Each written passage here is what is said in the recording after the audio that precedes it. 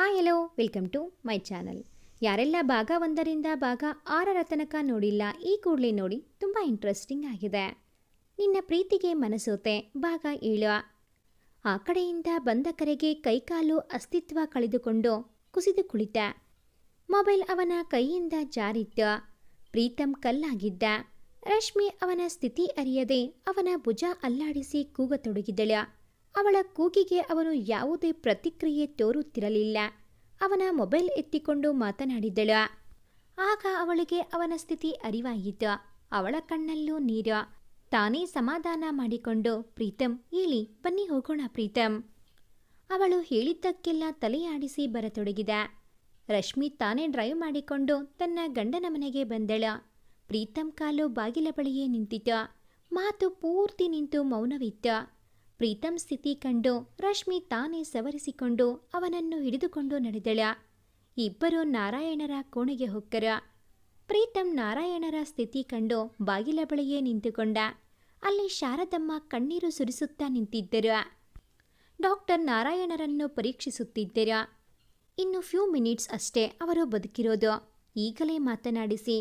ಅವರ ಕೈಕಾಲು ಪೂರ್ತಿ ಮೂಮೆಂಟ್ ಕಳೆದುಕೊಂಡಿದೆ. ನಾರಾಯಣರಿಗೆ ಇದರ ಅರಿವಿತ್ತು. ಆದರೆ ಯಾರಿಗೂ ತಿಳಿಸದೆ ತಮ್ಮಲ್ಲೇ ನೋವು ಪಡುತ್ತಿದ್ದರು. ಪ್ರೀತಮ್ ಡಾಕ್ಟರ್ ಮಾತು ಕೇಳಿ ನಿಂತಲ್ಲೇ ಕುಸಿದ. ಒಂದು ಹನಿ ಕಣ್ಣೀರು ಅವನ ಕಣ್ಣಲ್ಲಿ ಬರಲಿಲ್ಲ. ಅವನ ಮನಸ್ಸು ಕಲ್ಲಾಗಿತ್ತು. ನಾರಾಯಣರು ಎಚ್ಚರಗೊಂಡು, ಪ್ರೀತಮ್ ಮೊಮ್ಮಗನೇ, ಯಾಕಪ್ಪ ನಿನ್ನ ಈ ತಾತನನ್ನು ಕೊನೆ ಬಾರಿ ಮಾತನಾಡಿಸಲು ಬರೋದಿಲ್ವಾ? ಬಾಕಂದ ಎಂದು ಬಿಕ್ಕಿದರು. ಅವರ ಮಾತು ಕೇಳಿ ಪ್ರೀತಮ್ ದುಃಖದ ಕಟ್ಟೆ ಒಡೆಯಿತು. ಓಡಿ ಹೋಗಿ ಬಾಚಿ ತಪ್ಪಿದ. ತಂದೆ ತಾಯಿ ಕಳೆದುಕೊಂಡ ನಂತರ ಪ್ರೀತಮ್ಗೆ ತಾತಾನೇ ಇಲ್ಲ. ತಂದೆ ತಾಯಿ ಸ್ನೇಹಿತ ಜೀವಕ್ಕೆ ಜೀವ ಆಗುವಷ್ಟು ಹಚ್ಚಿಕೊಂಡಿದ್ದ. ದಿನ ತಾತನ ಮಡಿಲಲ್ಲೇ ಅವನ ನಿದ್ದೆ. ಅವನ ಮುಂಜಾನೆಯೂ ತಾತಾನೇ ಆಗಿದ್ದ. ಯಾರ ಮಾತು ನಿರಾಕರಿಸಿದರೋ ತಾತನ ಮಾತು ಎಂದು ತೆಗೆದುಹಾಕುತ್ತಿರಲಿಲ್ಲ. ಪ್ರೀತಮ್ ಕಂದ, ಅಳ್ಬೇಡ, ನೋಡಿಲಿ ಎಂದು ಅವನ ಮುಖ ಬೊಗಸೆಯಲ್ಲಿ ಹಿಡಿದರು. ಬಾ ರಶ್ಮಿ, ನನ್ನ ಪಕ್ಕ ಕೂರು. ರಶ್ಮಿಳ ಮುದ್ದಿನ ತಾತ ಇನ್ನೇನು ಸ್ವಲ್ಪ ಹೊತ್ತು ಅಗಲುತ್ತಾರೆ. ಅವಳಿಗೂ ಆ ನೋವು ತಡೆಯಲಾಗುತ್ತಿಲ್ಲ. ಇಬ್ಬರ ಕೈ ಹಿಡಿದು, ನೋಡಿ, ಇನ್ಮುಂದೆ ಈ ಮನೆ ಜವಾಬ್ದಾರಿ ನಿಮ್ಮದು. ಪ್ರೀತಮ್, ದಯವಿಟ್ಟು ರಶ್ಮಿ ಮನಸ್ಸನ್ನ ನೋಯಿಸಬೇಡ. ಅವಳು ತುಂಬ ಒಳ್ಳೆಯವಳು. ನಮ್ಮ ಮನೆ ಮಹಾಲಕ್ಷ್ಮಿ ಇವಳು. ಅವಳನ್ನು ತುಂಬ ಚೆನ್ನಾಗಿ ನೋಡಿಕೋ. ನಿನ್ನ ಕೋಪ ಕಮ್ಮಿ ಮಾಡಿಕೋ. ಇಲ್ಲ ಅಂದರೆ ಆ ಕೋಪ ಇನ್ನೊಂದು ಅನಾಹುತಕ್ಕೆ ದಾರಿ ಮಾಡಿಕೊಡಬಹುದು. ಇದೇ ನನ್ನ ಕೊನೆ ಆಸೆ ಕಣೋ, ಈಡೇರಿಸೋ. ಆದಷ್ಟು ಬೇಗ ನಿನ್ನ ಮಗನಾಗೆ ಹುಟ್ಟುತ್ತೇನೆ ಎಂದು ನಗುತ್ತಾ ಕಣ್ಣು ಮುಚ್ಚಿದರ. ನಾರಾ ಎಂದು ಕೂಗಿದ ಪ್ರೀತಮ್. ಎಲ್ಲರ ಅಳು ಜೋರಾಯಿತು. ಹರೀಶ್ ರವರು ಬಂದರು. ಕೊನೆ ಬಾರಿ ಅವರ ಜೊತೆ ಮಾತನಾಡಲಾಗಲಿಲ್ಲ ಎಂಬ ಕೊರಗು ಅವರನ್ನ ಕಾಡಿತು. ತನ್ನನ್ನು ಸ್ವಂತ ಮಗನಿಗಿಂತ ಹೆಚ್ಚಾಗಿ ನೋಡಿಕೊಂಡು ಕಂಪನಿ ಜವಾಬ್ದಾರಿ ಕೊಟ್ಟಿದ್ದರು. ಅವರ ಕಣ್ಣಲ್ಲೂ ನೀರು ಜಿನುಗಿತು. ತಾನು ಅಳುತ್ತಾ ಕೂತರೆ ಆಗೋ ಕಾರ್ಯ ಆಗಲ್ಲ ಎಂದು ಶವ ಸಂಸ್ಕಾರಕ್ಕೆ ತಯಾರಿ ನಡೆಸಿದರು. ಪ್ರೀತಮ್ ರಶ್ಮಿಳನ್ನು ತಪ್ಪಿ ಅತ್ತ. ರಶ್ಮಿ ಆದಷ್ಟು ಅವನ ಹತ್ತಿರವಿದ್ದು ಸಮಾಧಾನ ಮಾಡಿದ್ದಳು. ನಾರಾಯಣರು ಪಂಚಭೂತಗಳಲ್ಲಿ ಲೀನವಾದರು. ಪ್ರೀತಮ್ ಮಲಗಲು ರೂಮಿಗೆ ಬಂದ. ರಶ್ಮಿ, ನಿನಗೆ ಗೊತ್ತಾ, ನಾನು ಮೊದಮೊದಲು ಅಪ್ಪ ಅಮ್ಮನನ್ನು ಕಳೆದುಕೊಂಡಾಗ ನಾನು ತಾತನಲ್ಲಿ ದಿನ ಪೀಡಿಸುತ್ತಿದ್ದೆ. ಅಪ್ಪ ಅಮ್ಮ ಬೇಕು ಅಂತ. ಅವರು ನನ್ನನ್ನು ಹೇಗೋ ಸಮಾಧಾನ ಮಾಡಿ ಬರುತ್ತಾರೆ ಅನ್ನುತ್ತಿದ್ದರು. ಒಂದು ದಿನ ಅವರು ನನಗೆ ಊಟ ಮಾಡಿಸುವಾಗ ಮತ್ತೆ ಅದೇ ಪ್ರಶ್ನೆ ಕೇಳಿದೆ. ಅವರು ಮತ್ತೆ ಅದೇ ಉತ್ತರ ನೀಡುತ್ತಿದ್ದರು.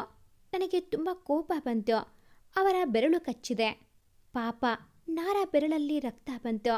ಅವರ ಕಣ್ಣಲ್ಲೂ ನೀರು. ನಂತರ ನಾನು ಮಾಡಿದ ತಪ್ಪು ನನಗೆ ಅರಿವಾಯಿತು. ಸಾರಿ ನಾರ, ತುಂಬ ನೋವಾಯ್ತಾ? ಇಲ್ಲ ಕಂದ, ದೇಹಕ್ಕೆ ಆಗೋ ನೋವು ವಾಸಿ ಮಾಡಬಹುದು, ಆದರೆ ಮನಸ್ಸಿನ ನೋವು ಎಂದು ವಿಷಾದದ ಮಾತನಾಡಿದರು. ನಾರಾ, ಇನ್ಮುಂದೆ ನಿನಗೆ ಯಾವ ತೊಂದರೆ ಕೊಡಲ್ಲ. ನೀನು ಅಳ್ಬೇಡ. ನೀನು ಹೇಳಿದ ಹಾಗೆ ಕೇಳುತ್ತೇನೆ ಎಂದು ಕಣ್ಣೀರು ಒರೆಸಿದೆ. ಅದೇ ಕೊನೆ. ನಾನು ಬೇರೆಯವರ ಮುಂದೆ ಹೇಗೆ ಇದ್ದರೋ ನನ್ನ ನಾರ ಮುಂದೆ ಮಗುವಾಗುತ್ತಿದ್ದೆ. ಅಂದಿನಿಂದ ಯಾವತ್ತೂ ಅವರ ಮುಂದೆ ಕೋಪ ಮಾಡಿಕೊಂಡಿಲ್ಲ ಎಂದು ಕಣ್ಣೀರಿಟ್ಟ. ರಶ್ಮಿ ಆ ಕಣ್ಣೀರು ಒರೆಸಿ, ಪ್ರೀತಮ್, ಜೀವನದಲ್ಲಿ ಹುಟ್ಟು ಸಾವು ಸಹಜ. ನಾವದನ್ನು ಸಹಜವಾಗಿ ತೆಗೆದುಕೊಂಡರೆ ಮಾತ್ರ ನಮ್ಮ ಜೀವನ ಬಂಡಿ ಮುಂದೆ ಹೋಗಲು ಸಾಧ್ಯ ಅಲ್ವಾ? ಇಲ್ಲ ಅಂದರೆ ನಮ್ಮ ಜೀವನ ಅವರ ಜೊತೆಗೆ ಕೊನೆಯಾಗುತ್ತಿತ್ತು. ಬನ್ನಿ ಮಲಗಿ ನೀವು ಎಂದು ಅವನನ್ನು ಮಲಗಿಸಿದಳು. ನಾರಾಯಣರು ತೀರಿಕೊಂಡು 1 ತಿಂಗಳಾದರೂ ಪ್ರೀತಂ ಪೂರ್ತಿ ಮೌನಿಯಾದ. ಯಾರೊಂದಿಗೂ ಬೆರೆಯುವುದಿಲ್ಲ. ಮತ್ತೆ ಹಳೆ ಪ್ರೀತಂ ಆದ. ಊಟ ತಿಂಡಿ ಕೂಡ ಸರಿಯಾಗಿ ಮಾಡುತ್ತಿರಲಿಲ್ಲ. ರಾತ್ರಿ ಇಡೀ ಆಫೀಸ್ ಕೆಲಸದಲ್ಲೂ ಬ್ಯುಸಿಯಾಗಿ ಬಿಡುತ್ತಿದ್ದ. ರಶ್ಮಿ ಬಳಿ ಮಾತು ಕೂಡ ಕಮ್ಮಿ. ರಶ್ಮಿ ಇವನ ಸ್ಥಿತಿ ಕಂಡು ಮರುಗಿದಳು. ಇವತ್ತು ಏನೇ ಆಗಲಿ ಇವರ ಬಳಿ ಮಾತನಾಡಿ ಒಂದು ತೀರ್ಮಾನಕ್ಕೆ ಬರೋದೆ. ಪ್ರೀತಂ ರಾತ್ರಿ 10 ಗಂಟೆಗೆ ಮನೆಗೆ ಬಂದ. ಪ್ರೀತಂ ಪೂರ್ತಿ ಕುಡಿದಿದ್ದ. ತೂರಾಡುತ್ತಾ ಬಂದು ಬೆಡ್ ಮೇಲೆ ಮಲಗಿದ. ರಶ್ಮಿ ಅವನ ಪರಿಸ್ಥಿತಿಗೆ ಕಂಗಾಲಾದಳು. ಯಾವತ್ತೂ ಕುಡಿದೇ ಇದ್ದವರು ಇವತ್ತ್ಯಾಕೆ ಕುಡಿದಿದ್ದಾರೆ? ಇದರ ಹಿಂದೆ ತಾತನ ಸಾವಷ್ಟೇ ಅಲ್ಲ, ಏನೋ ಬೇರೆ ಕಾರಣನೇ ಇದೆ. ಅದೇನೇ ಆಗಲಿ ಇವತ್ತವರಿಗೆ ಕೇಳೇ ಬಿಡ್ತೀನಿ. ಮಲಗಿದ್ದವನನ್ನು ಎಬ್ಬಿಸಲು ಹೋದಳು. ಪ್ರೀತಂ ಪ್ರೀತಂ ಏನಾಯ್ತು? ಯಾಕಿಷ್ಟು ಕುಡಿದಿದ್ದೀರಾ? ನಶೆಯಲ್ಲಿ ಇದ್ದವನನ್ನು ಎಬ್ಬಿಸುತ್ತಿದ್ದಳು. ಇವರಿಗೆ ಹೀಗೆಲ್ಲ ಹೇಳಿದರೆ ಕೇಳಲ್ಲ. ಒಂದು ಬಕೆಟ್ ತಣ್ಣೀರು ತಂದು ಅವನ ಮೇಲೆ ಸುರಿದಳು.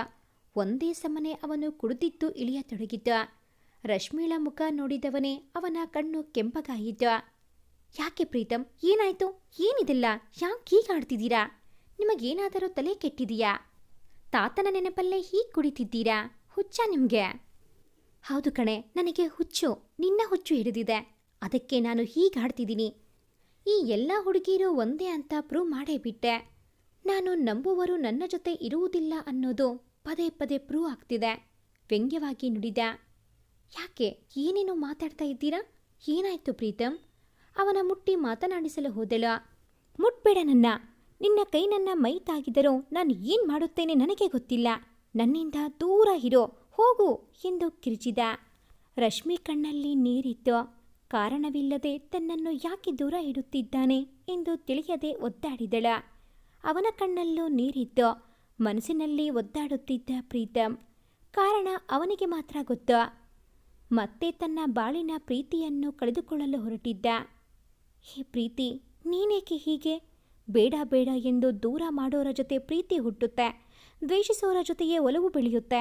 ಆದರೆ ಆ ಪ್ರೀತಿ ನಮ್ಮ ಮನ ಸೇರಿ ಇನ್ನೇನು ಅವರ ಬಳಿ ಸೇರುವಷ್ಟರಲ್ಲಿ ನನ್ನ ಪ್ರೀತಿ ಸುಳ್ಳೋ, ನಾನು ಪ್ರೀತಿಸೋರು ಸುಳ್ಳೋ ತಿಳಿಯದೆ ಒದ್ದಾಡುತ್ತೀವಿ.